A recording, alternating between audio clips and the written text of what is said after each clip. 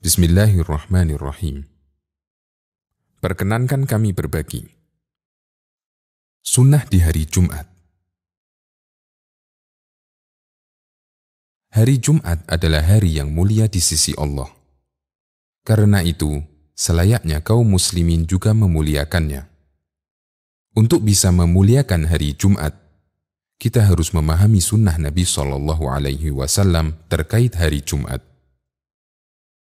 Terdapat beberapa sunnah yang diajarkan Nabi SAW ketika hari Jumat. Di antaranya, yang pertama, memperbanyak sholawat kepada Nabi SAW. Dari sahabat Aus bin Aus radhiyallahu anhu, Nabi SAW bersabda, "Inna min afdali ayyamikum yawmal jumu'ah, fa'akthiru alayya minas salati fihi, fa inna salatakum ma'rudatun alayya." Sesungguhnya hari yang paling utama adalah hari Jumat. Karena itu perbanyaklah membaca sholawat untukku. Sesungguhnya sholawat kalian ditampakkan kepadaku. Hadis riwayat Abu Dawud, Ibnu Majah, dan disahihkan oleh Al-Albani.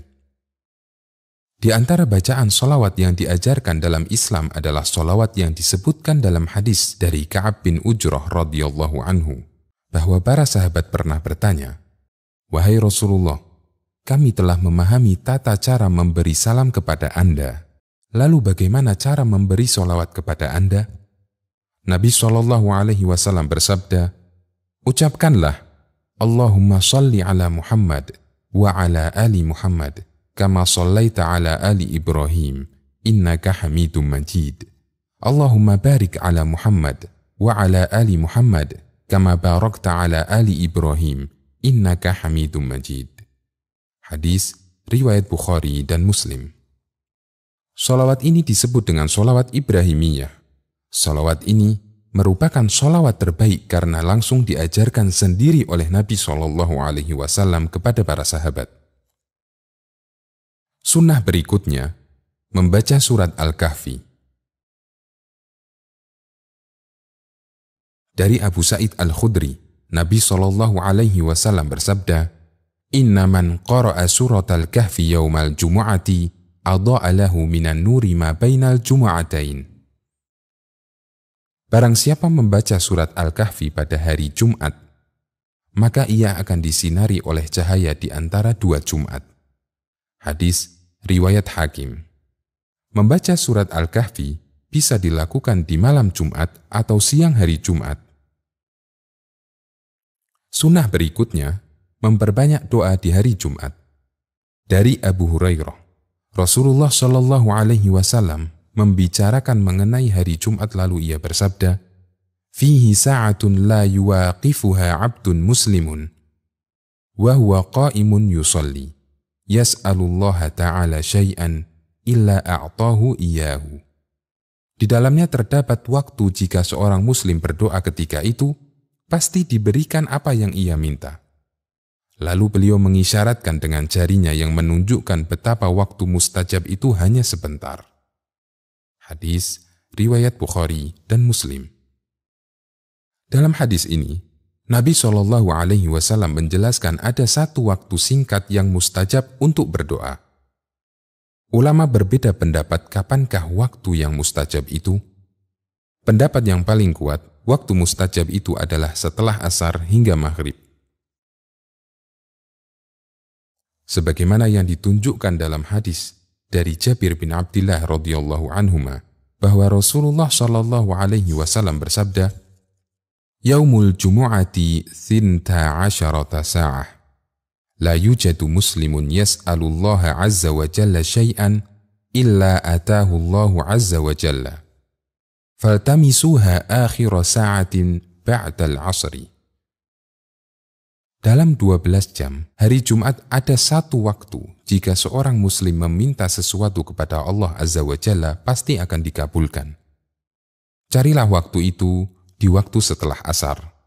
Hadis riwayat Abu Dawud dan disahihkan oleh Al-Albani.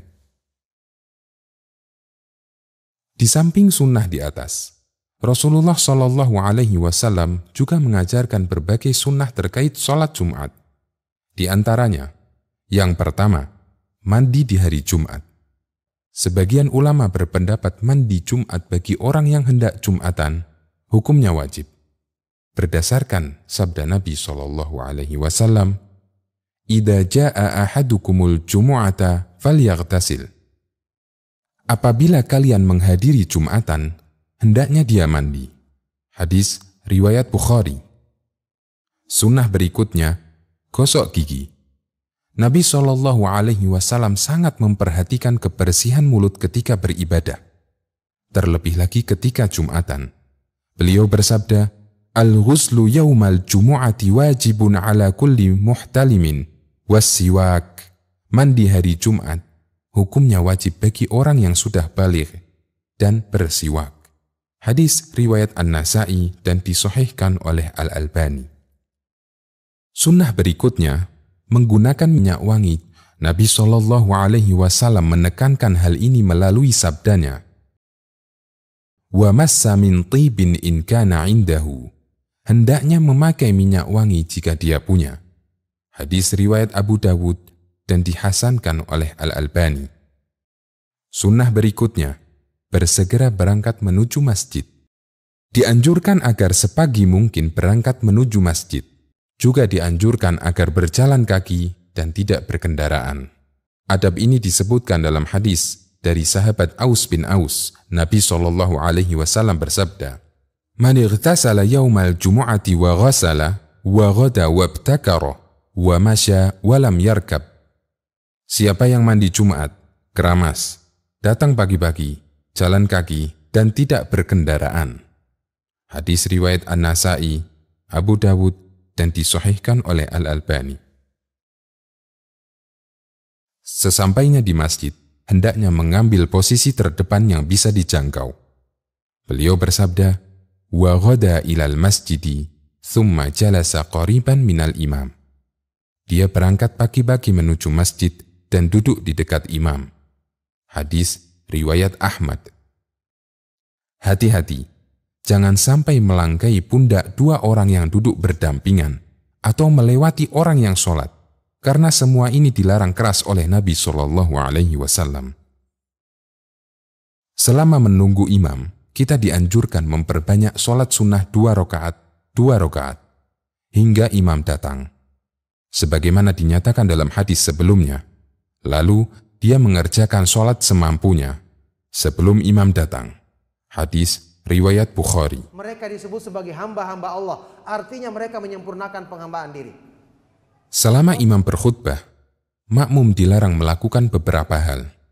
Pertama, berbicara, sekalipun dalam rangka mengingatkan orang lain.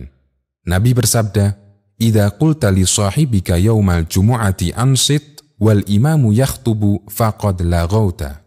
Apabila kamu mengingatkan temanmu pada waktu Jumatan, diam, padahal imam sedang berkhutbah, berarti kamu menggugurkan pahala Jumatanmu. Hadis riwayat Bukhari.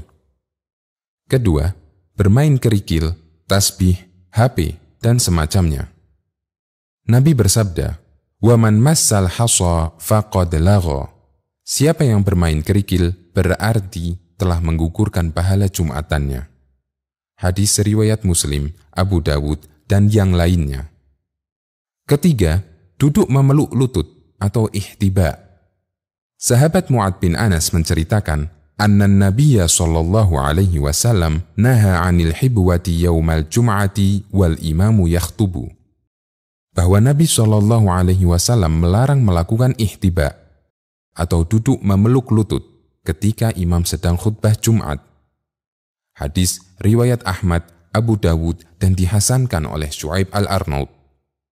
Keempat, tidur ketika mendengarkan khutbah.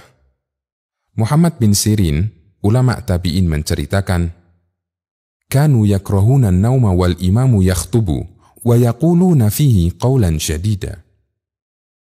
Mereka para sahabat sangat membenci orang yang tidur ketika imam sedang berkhutbah. Mereka mencela dengan celaan yang keras. Karena itu, apabila mengantuk, Nabi SAW menyarankan agar pindah posisi Beliau bersabda, "Idza na'asa ahadukum yaumal jumu'ati falyatahawwal min majlisihi dzalik." Apabila kalian ngantuk pada hari Jumat, maka berpindahlah dari tempat duduknya. Hadis riwayat Abu Dawud, Turmudi, dan disahihkan oleh Al-Albani. Seusai sholat Jumat, kerjakanlah sholat sunnah 2 rakaat atau 4 rakaat. Ibnu Umar radhiyallahu anhuma menceritakan, saya menghafal 10 rakaat rutinitas Nabi SAW. Di antaranya, 2 rakaat sesudah Jumatan di rumahnya. Hadis riwayat Bukhari dan Muslim. Nabi SAW bersabda, "Idza shalla ahadukumul jumu'ata falyusalli ba'daha arba'an." Apabila kamu selesai sholat Jumat, lakukanlah sholat 4 rakaat setelahnya. Hadis riwayat Muslim dan An-Nasa'i. Semoga kita dimudahkan dalam mengamalkannya.